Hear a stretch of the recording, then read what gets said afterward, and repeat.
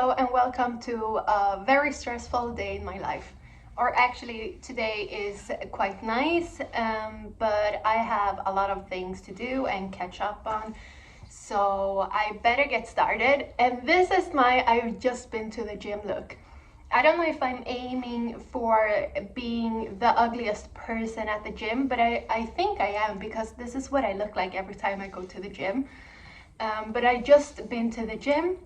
Good thing, well, I've been super stressed, is that I have been working out a lot, so I guess I'm gonna come out of this period being like beach babe. So that's a good thing, but it's not good to be stressed. But let's get started with the day. I have an intense day. Okay, I'm showered, I've gotten dressed, and the first thing I need to do today is to tidy up our home, and I'm gonna do that real quick because one, it's boring, and two, I have more things that I need to do. But later today, I think I'm gonna go to the thrift store. I need to work by like sitting down writing emails, and I'm also I probably need to edit a video. I'll see if I have time to do that, or I'll do that tomorrow. And tonight we're going to a concert. Very excited.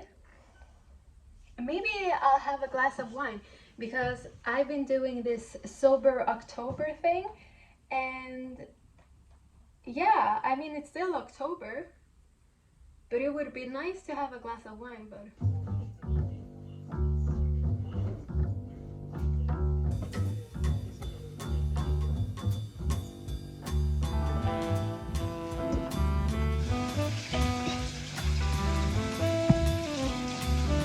first thought was to go to a cafe and have a hot chocolate with whipped cream, but then I remembered I actually have cream at home that I can whip up and make it at home, which is good because things are so expensive nowadays.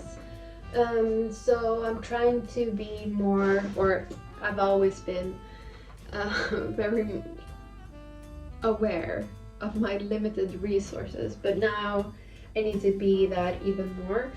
And actually I'm gonna sell some clothes that I'm not using, and I'm gonna go to a thrift store.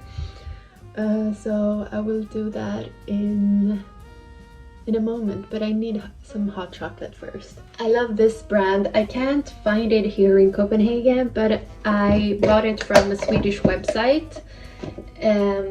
And it's super fluffy and creamy and nice. It's oat milk, the barista version. Very yummy. So while the milk is heating up, I thought I would give you a little update on my journey towards becoming medicine free.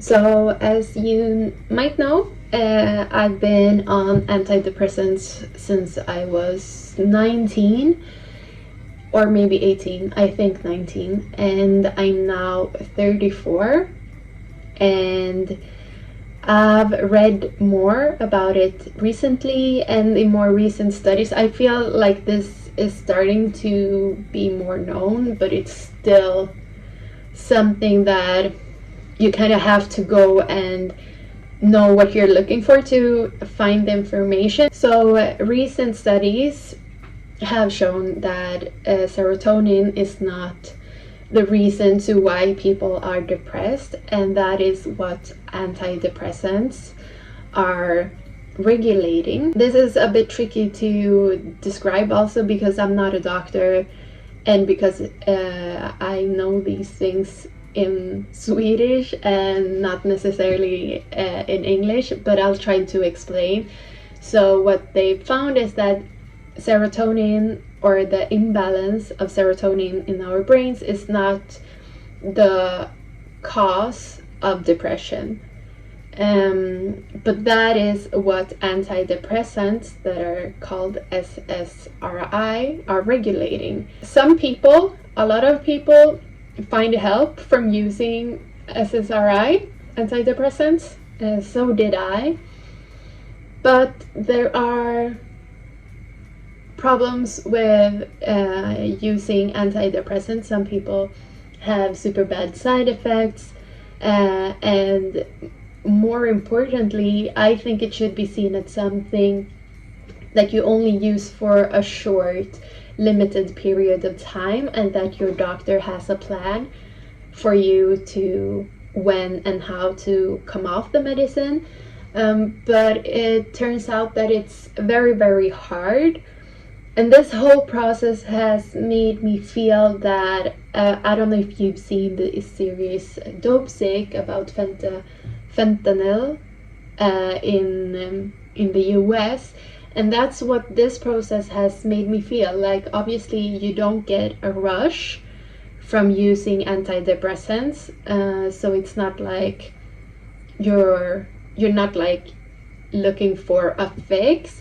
But other than that, they say that it's not something that you can become addicted to, but your body reacts as if you are addicted to this medicine and that you are trying to come off it. And people have very intense symptoms of withdrawal, which is super, super tough for some people. And I've tried to quit medicine twice, and it's gone super bad both times, and now I'm doing it a third time, and I'm doing it very slowly and together with a psychologist who's researching this exact thing. So he's very, like, he really knows what he's talking about. So I'm doing it his way, or the way that he recommends, which is reducing tiny amounts, and not just like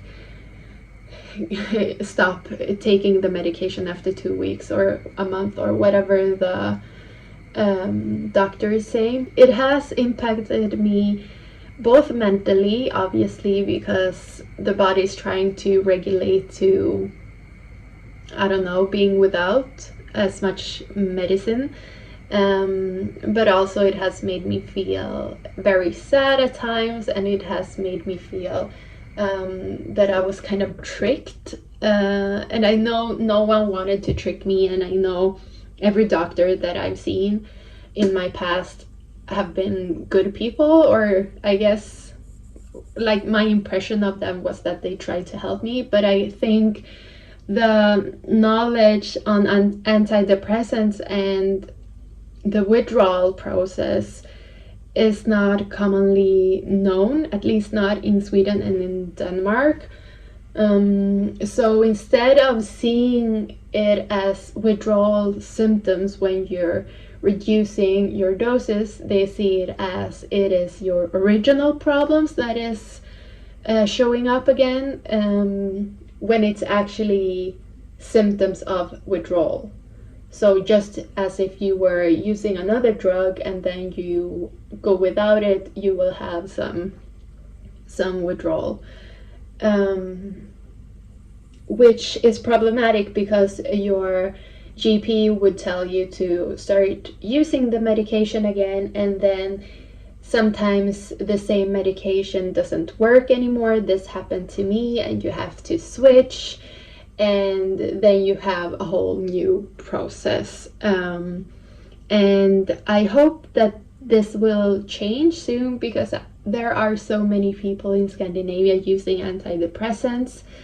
And I'm not against antidepressants overall, but I think we should have a healthcare system that takes time for us and tries to help us in ways that are sustainable and long-term, instead of prescribing medication very easily, which is what I think has been going on in Sweden, at least. But now let's have chocolate.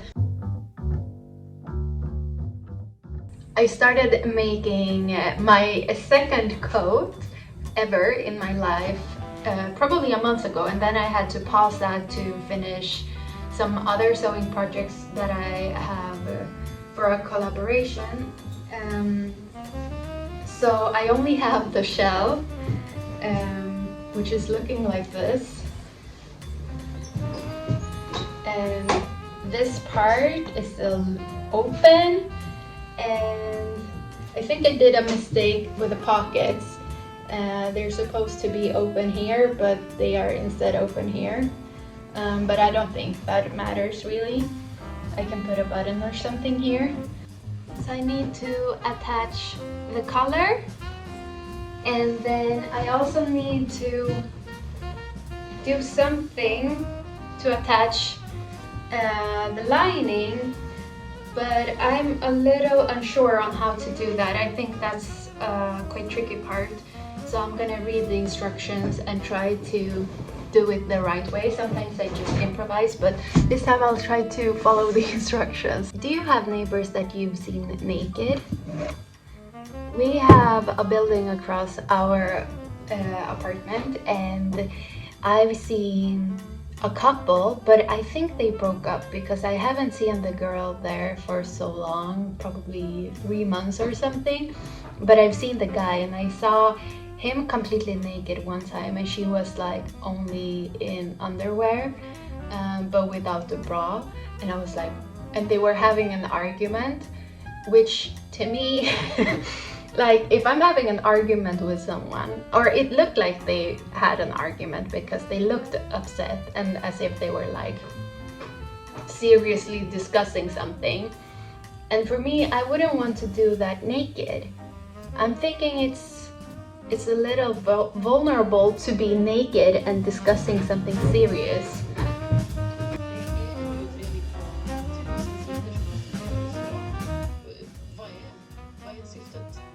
We were planning to go to a concert tonight, but now I'm feeling tired and I don't know if we're gonna do it. I'm super tired and I would love to just be at home and sew, especially now that I can see the light in the tunnel, despite that I attached the collar and I forgot to attach a piece that has to be sandwiched in between. So I'm currently unstitching the stitches that I just made. But that happens, and it's fine. It's cozy to sit and sew and listen to the radio.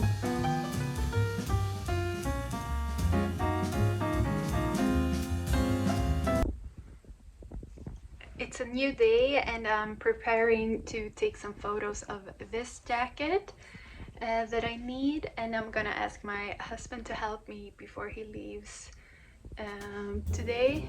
And I'm thinking I wanted to have more of a like British man in the 60s look. Not that I'm super sure what that looks like, but I feel this is very much like British. So that was my idea, and for that I was thinking maybe like a little twiggy hair could match. And not super sure if I want to wear tight jeans or more loose ones. And also I think it's raining a little outside, but we'll try and do the best of it.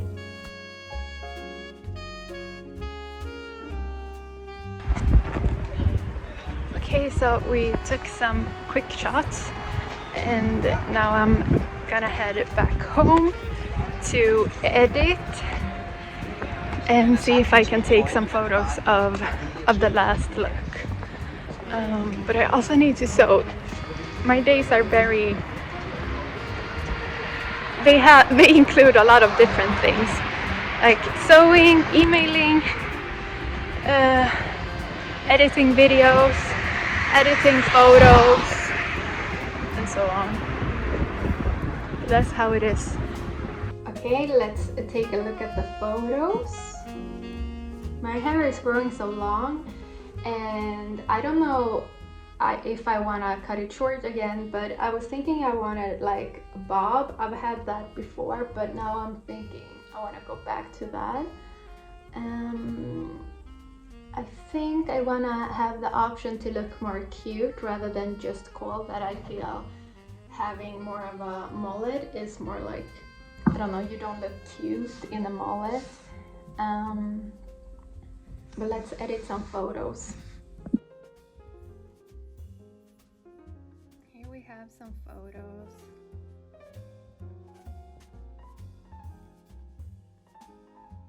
The wind is blowing, my hair looks a little crazy.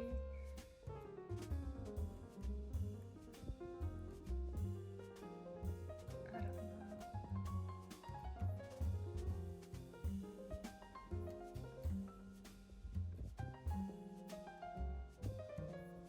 After having done some editing, I'm feeling a bit restless. And what I've learned is this, that I shouldn't quit when I feel restless. I should take a break. So I'm gonna go to the gym and then I'll come back and finish editing.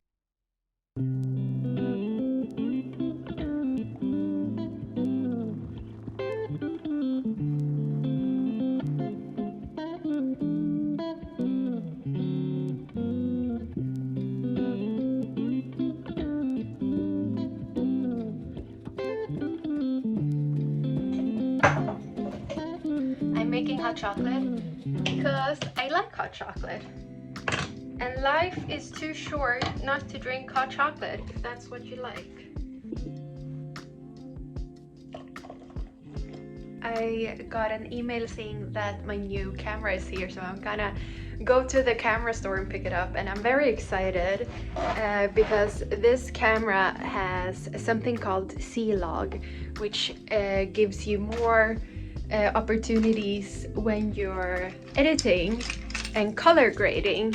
And when I bought my my second camera, the one that I've been using so far, I was not super skilled when it comes to editing, but after having this camera, the Canon RP is the one that I've been using, I now felt ready to switch up to next level and be color grading more.